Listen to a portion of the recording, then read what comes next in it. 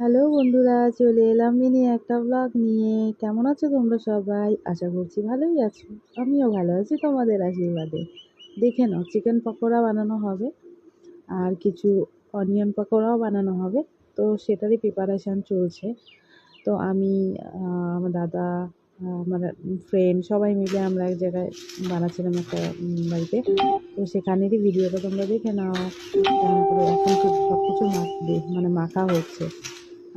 তো বেসন আছে, চালের গুঁড়ো আছে, হলুদ, নুন, তারপর হচ্ছে সব কিছু দিয়ে মিক্স করে মেখে নিচ্ছে ভালো করে।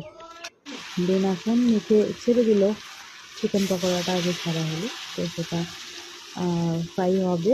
তো যেই বাড়িতে বানানো হয়েছিল সেখানে লাইটটা কম ছিল, যার ফলে তোমাদের একটু দেখতে অসুবিধা হতে পারে, একটু অ্যাডজাস্ট করে নিও। তো দেখো কেমন মানে ভেজে ফুলে ফুলে উঠছে, পুরো ভাজা হচ্ছে বিষয়টা।